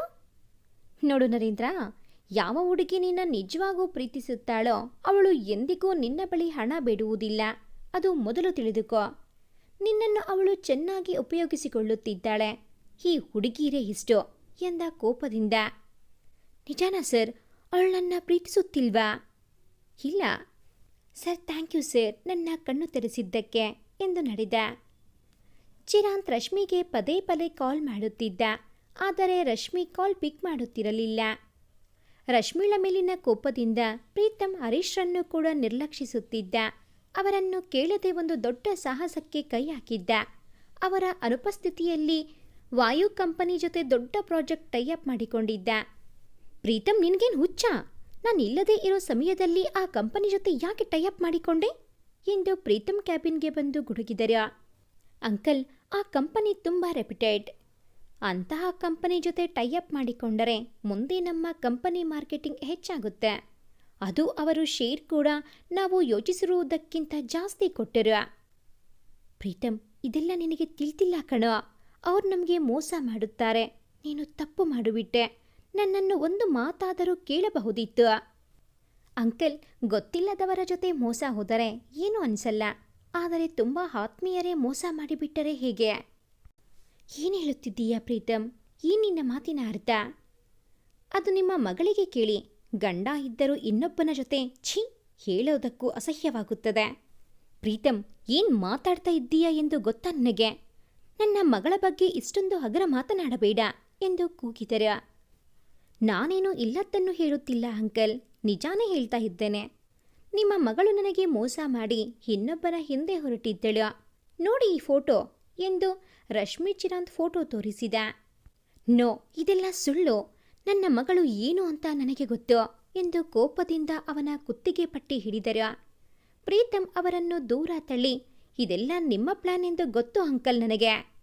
ಈ ಕಂಪನಿ ಜವಾಬ್ದಾರಿ ನೀವೇ ತಗೋಬೇಕು ಅಂತ ಇದ್ದೀರಲ್ವಾ? ಸರಿ ಇದ್ದೀರಾ ಅಪ್ಪ ಮಗಳು? ಅದಕ್ಕೆ ನಿಮ್ಮ ಮಗಳು ಏನೇ ಮಾಡಿದರೋ ನಿಮಗೆ ಸರಿ. ಪ್ರೀತಮ್, ನಾನು ಈ ಕಂಪನಿ ನನ್ನ ಹೆಸರಿಗೆ ಬೇಕೆಂದರೆ ಯಾವಾಗಲೂ ಮಾಡುತ್ತಿದ್ದೆ. ಆದರೆ ಇವತ್ತು ನೀನು ಹೇಳಿದ ಮಾತು ನನ್ನ ಸ್ವಾಭಿಮಾನವನ್ನು ಕೆರಳಿಸಿತು. ಈ ಕಂಪನಿ ಬಾಸ್ ನಾನು. ಇಲ್ಲಿ ನಾನು ಹೇಳೋದೇ ಫೈನಲ್. ನೀವು ಕೇವಲ ಒಬ್ಬ ಸ್ಟಾಫ್ ಅಷ್ಟೇ. ಅದು ನಾನು ಹೇಳಿದ ಹಾಗೆ ಕೇಳಿದರೆ ಅಷ್ಟೇ. ಇಲ್ಲ ಅಂದರೆ ನಿಮ್ಮ ದಾರಿ ನಿಮಗೆ. ಮಾತಿಗೆ ಲಗಾಮು ಇಲ್ಲದೆ ನುಡಿದಿದ್ದ. ಅವನೊಂದ ಮಾತು ಹರೀಶ್ ರವರಿಗೆ ಬಹಳ ಆಘಾತವಾಯಿತು. ತನ್ನ ಸ್ನೇಹಿತ ಇದ್ದರೆ ಹೀಗೆ ಆಗುತ್ತಿರಲಿಲ್ಲ.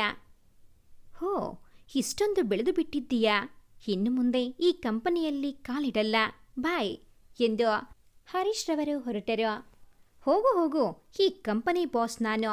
ನನಗೆ ನಿಮ್ಮ ಅವಶ್ಯಕತೆ ಇಲ್ಲ, ಅದು ಬರೋದೂ ಇಲ್ಲ. ಇಷ್ಟು ವರ್ಷಗಳ ಕಾಲ ಆ ಕಂಪನಿ ಬೆಳೆಯೋದಕ್ಕೆ ಪ್ರಮುಖ ಕಾರಣ ಅವರೆಂದು ತಿಳಿಯದೆ ತನ್ನ ಕೋಪದಿಂದ ಮನಬಂದಂತೆ ಮಾತನಾಡಿದ. ತನ್ನ ಜೀವನದ ಹಾದಿಯಲ್ಲಿ ಪ್ರಮುಖರನ್ನೇ ಕಳೆದುಕೊಳ್ಳುವ ಕೆಲಸದಲ್ಲಿ ನಿರತನಾಗಿದ್ದ ಪ್ರೀತಮ್. ಹರೀಶ್ ರವರು ಬೇಸರದಿಂದ ಮುಖ ಹೊತ್ತು ಬಂದರು ಮನೆಗೆ. ರಶ್ಮಿ ಕೂಡ ತನ್ನ ಕೋಣೆಯಿಂದ ಹೊರಬಂದಳ. ಅಪ್ಪನ ಮುಖ ನೋಡಿ ಏನೋ ಆಗಿದೆ ಎಂದು ಖಚಿತವಾಯಿತು ಅವಳಿಗೆ. ಅವರ ಪಕ್ಕ ಕೂತು ಅವರ ಕೈ ಮೇಲೆ ಕೈ ಇಟ್ಟಳು. ಅವರ ಕಣ್ಣಿನಿಂದ ಕಣ್ಣೀರ ಹನಿ ಜಾರುತ್ತಿತ್ತು. ತನ್ನಪ್ಪನ ಮುಖವನ್ನು ಎತ್ತಿ, ಅಪ್ಪ, ಯಾಕಪ್ಪ ಅಳುತ್ತಿದ್ದೀರಾ? ಏನಾಯ್ತು ಹೇಳಿಪ್ಪ? ಏನಿಲ್ಲ ಅಮ್ಮ, ನಿನ್ನ ಜೀವನ ನಾನೇ ನಾಶ ಮಾಡಿಬಿಟ್ಟೆ ಅನಿಸುತ್ತಿದೆ. ಯಾಕಪ್ಪ, ಏನಾಯ್ತು? ನನ್ನ ಜೀವನ ಚೆನ್ನಾಗಿದೆ ಅಲ್ವಾ? ಇಲ್ಲಮ್ಮ, ಸುಳ್ಳು ಹೇಳಬೇಡ, ನನಗೆ ಎಲ್ಲ ವಿಷಯ ತಿಳಿಯಿತು. ಹಾಗೆ ನಾನು ನನ್ನ ಸ್ನೇಹಿತ ದೇವರಾಜ್ ಜೊತೆ ಕಟ್ಟಿದ ಕಂಪನಿಯಿಂದಾನೇ ನನ್ನ ಹೊರ ಹಾಕಿಬಿಟ್ಟ ಪ್ರೀತಮ್ ಎಂದು ಅಲ್ಲಿ ನಡೆದಿದ್ದು ವಿವರಿಸಿದ್ದರು ರಶ್ಮಿಗೆ. ಇವನು ಇನ್ನಷ್ಟು ಕೆಳಮಟ್ಟಕ್ಕೆ ಇಳಿದು ಬಿಟ್ಟಿದ್ದಾನಾ ಎಂದು ಎದೆ ಹಿಡಿದು ಅಳುತ್ತಿದ್ದರು. ಹಾಗೆ ಎದೆ ನೋವಿನಿಂದ ಒತ್ತಾಡುತ್ತಿದ್ದರು. ಏನಾಯ್ತು ಅಪ್ಪ? ಎದ್ದೇಳಿಯಪ್ಪ, ಪ್ಲೀಸ್ ಅಪ್ಪ, ನಮ್ಮನ್ನು ಬಿಟ್ಟು ಹೋಗಬೇಡಿ ಅಳುತ್ತಾ ಅಪ್ಪನನ್ನು ಎಚ್ಚರಿಸುತ್ತಿದ್ದಳು. ಅಮ್ಮ, ಬೇಗ ಬಾ ಅಮ್ಮ, ಅಪ್ಪ ಯಾಕೋ ಒಂಥರ ಆಡ್ತಾ ಇದ್ದಾರೆ. ಅಡುಗೆ ಮನೆಯಲ್ಲಿ ಇದ್ದ ಶಿಲ್ಪಾರವರು ಹೊರಬಂದರು. ಅಯ್ಯೋರು, ಏನಾಯ್ತು? ಅಮ್ಮ, ನೀನು ಅಪ್ಪನನ್ನು ನೋಡಿಕೋ, ನಾನು ಆಂಬ್ಯುಲೆನ್ಸ್ಗೆ ಕಾಲ್ ಮಾಡುತ್ತೇನೆ. ಹರೀಶ್ ರವರನ್ನು ಆಸ್ಪತ್ರೆಗೆ ಸೇರಿಸಲಾಗಿತ್ತು. ಅವರನ್ನು ಕರೆದ ಡಾಕ್ಟರ್, ನಿಮ್ಮ ತಂದೆಗೆ ಹಾರ್ಟ್ ಅಟ್ಯಾಕ್ ಆಗಿದೆ, ಅವರು ತುಂಬ ಚಿಂತೆಯಲ್ಲಿದ್ದಾರೆ, ಈಗ ಅವರು ಸೇಫ್, ಮುಂದೆ ಹೀಗೆ ಆಗದೇ ಇರೋ ಥರ ನೋಡಿಕೊಳ್ಳಿ. ಸರಿ ಡಾಕ್ಟರ್. ಅಮ್ಮ, ನೀನು ಇಲ್ಲೇ ಅಪ್ಪನನ್ನು ನೋಡಿಕೋ, ನನಗೆ ಸ್ವಲ್ಪ ಕೆಲಸವಿದೆ, ಈಗ ಬಂದೆ ಎಂದು ಹೊರಟಳು. ರಶ್ಮಿ ಸೀದಾ ಪ್ರೀತಮ್ ಚೇಂಬರ್ಗೆ ಬಂದಳ. ಪ್ರೀತಮ್ ಫೈಲ್ ನೋಡುವುದರಲ್ಲಿ ಬ್ಯುಸಿ ಇದ್ದ. ಅವಳ ಬಂದ ಸದ್ದಿಗೆ ತಲೆ ಎತ್ತಿದ. ಯಾರು ನಿನಗೆ ನನ್ನ ಕ್ಯಾಬಿನ್ಗೆ ಬರಲು ಪರ್ಮಿಷನ್ ನೀಡಿದ್ದು? ಮೊದಲು ನಡಿ ಇಲ್ಲಿಂದ.